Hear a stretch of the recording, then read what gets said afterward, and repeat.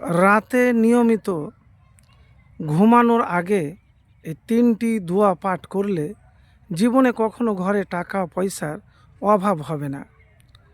প্রিয় ভাই, অভাব অনটন অনেক সময় মানুষকে কুফরির দিকে নিয়ে যেতে পারে, তাদের ঈমান ও আকীদা দুর্বল করে দিতে পারে।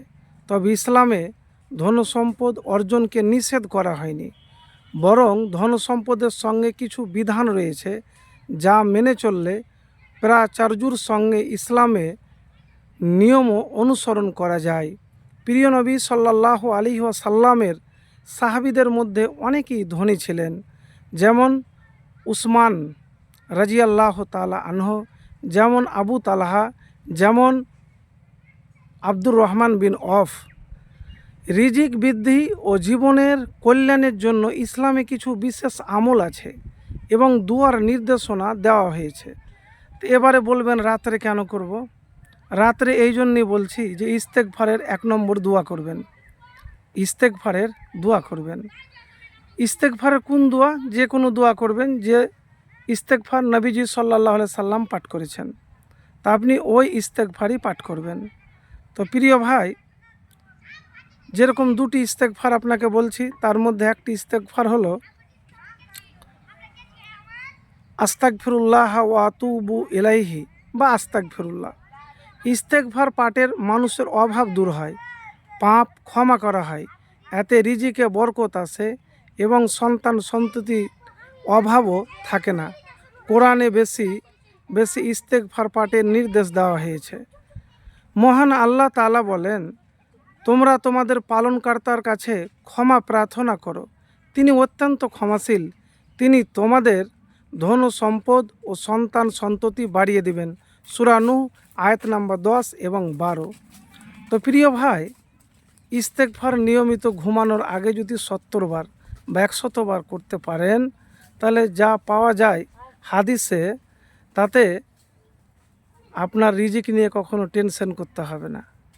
এমন জায়গা থেকে রিজিক আসবে যে আপনি কল্পনা করতে পারবেন না।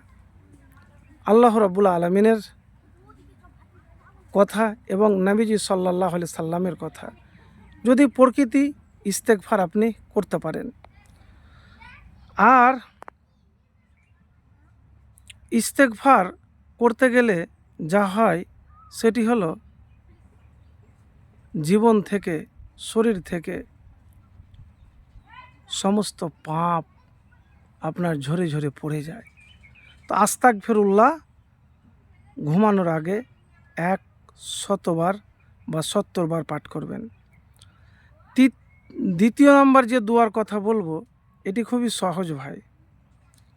সহজ মানে খুবই সহজ। ঘুমানোর আগে একবার হলেও এই দোয়া আপনি পাঠ করবেন।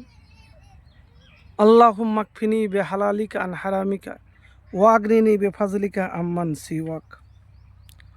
তারপরে আরেকটি দোয়ার কথা বলবো।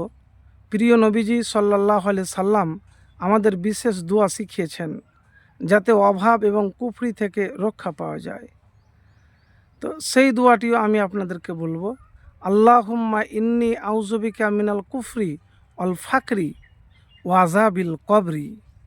এই দোয়াটা আপনি পাঠ করবেন ঘুমানোর আগে। তো প্রিয় ভাই, এতটুকুন বলবো, আল্লাহ যা দিয়েছে, যতটুকুন দিয়েছে, অন্তরের ধনী হয় প্রকৃতি ধনী।